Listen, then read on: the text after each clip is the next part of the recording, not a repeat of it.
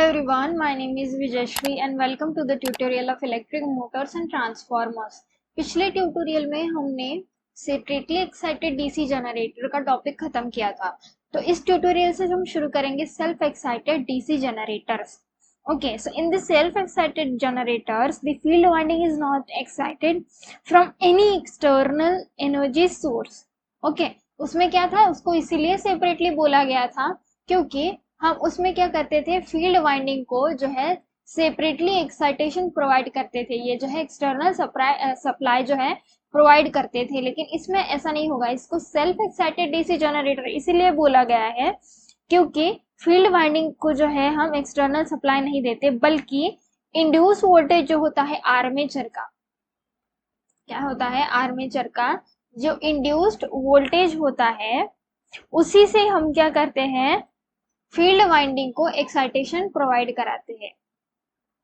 Okay, field winding को उसी से हम एक्साइटेशन प्रोवाइड कराते हैं, इसीलिए इसको बोला जाता है सेल्फ एक्साइटेड डीसी जनरेटर. तो ये जनरेटर क्या करता है, फील्ड वाइंडिंग को एक्साइटेशन उस इंड्यूस वोल्टेज से प्रोवाइड कराता है जो कि आर्मेचर में जनरेट होता है. But then the question arises that if the field winding is not excited, then how can the voltage be induced in the armature winding. अब ये कॉमन सेंस है, ये जो क्वेश्चन है हमारे दिमाग में आना ही है.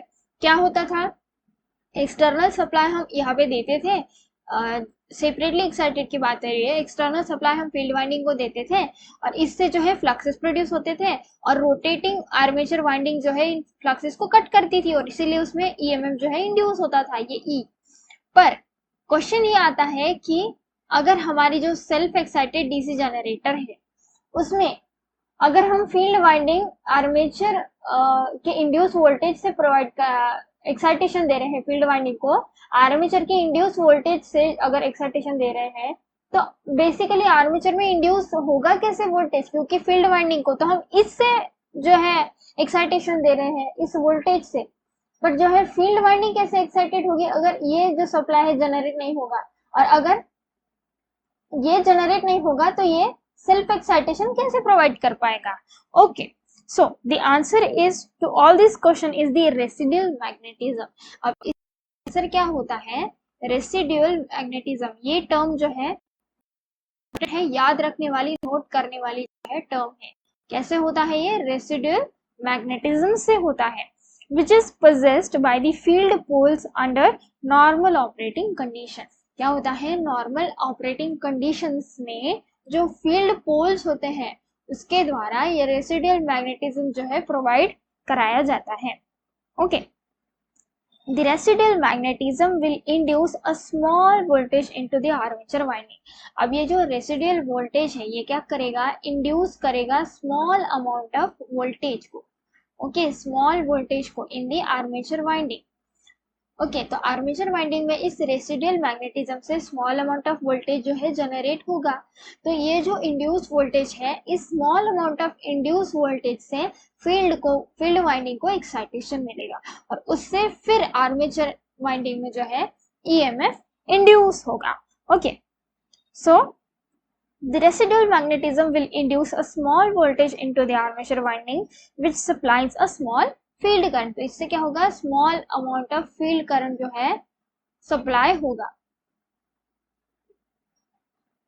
Okay, this will build flux and more voltage will be induced into the armature.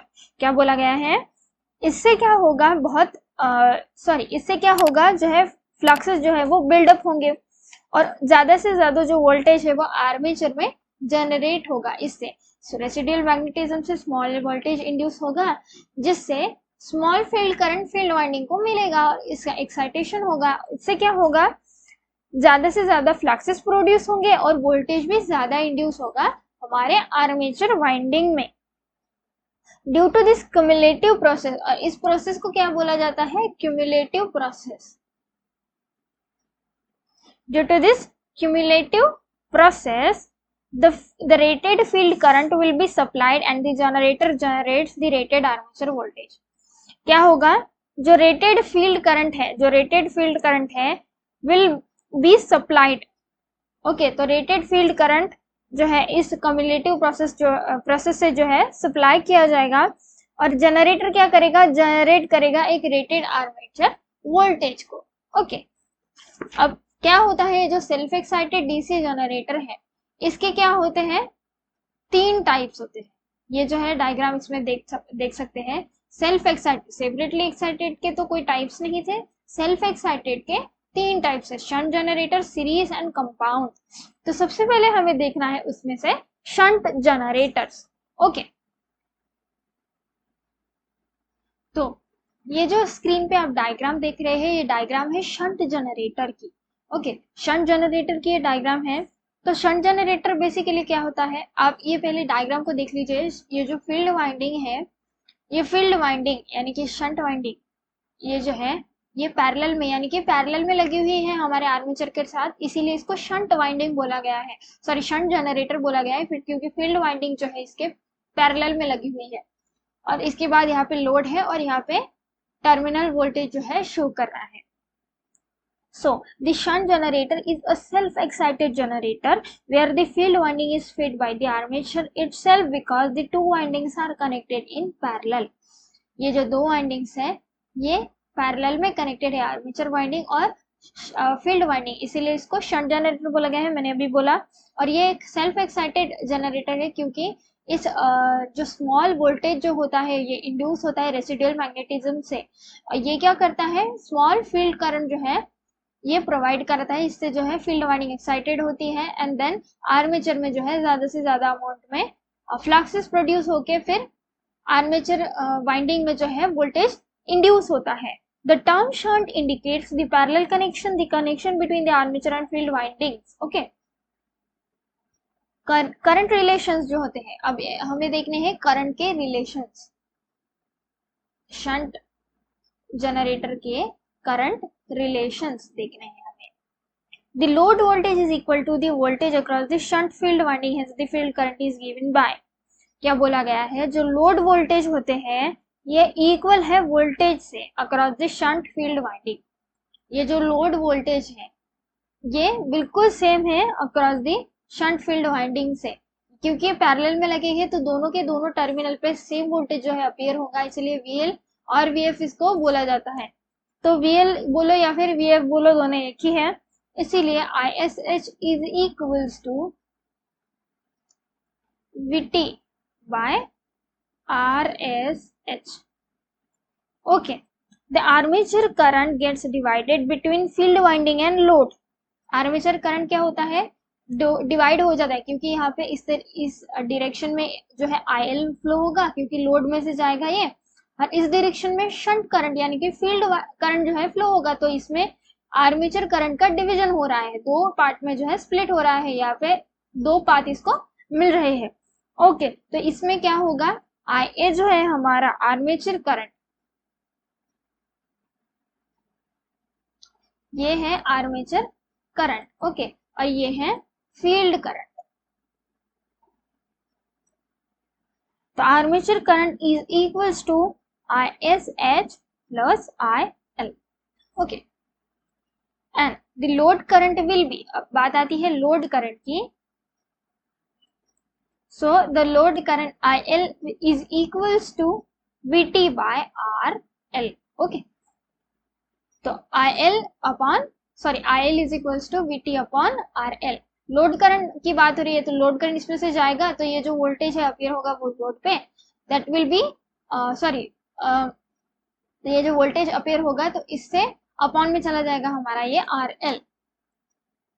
अब बात आती है वोल्टेज रिलेशंस की।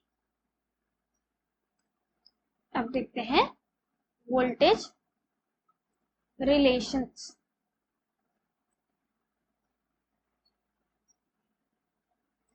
So the relation between terminal voltage VT and the internally induced voltage E is given by, कैसे दिया गया है, VT is equals to E minus IARA minus V brush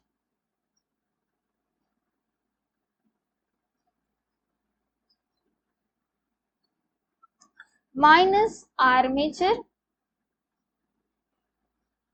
reaction drop. ये हमने देखा था, ये जो है वोल्टेज जो ड्रॉप होता है ब्रशेस के अक्रॉस, ब्रशेस के 2 पॉइंट्स के अक्रॉस, ये हो गया आर्मेचर का ड्रॉप, ये हो गया इंड्यूस वोल्टेज, और ये हो गया आर्मेचर का रिएक्शन का ड्रॉप। ओके, तो ये जो वोल्टेज है हमारा terminal voltage, that will be equals to E minus RA minus V brush minus armature reaction drop। Okay, तो इसके बाद जो है हमें देखना है field resistance RSH, load characteristics, applications and some of the conditions. Okay, तो वो हम देखेंगे नेक्स्ट ट्यूटोरियल में।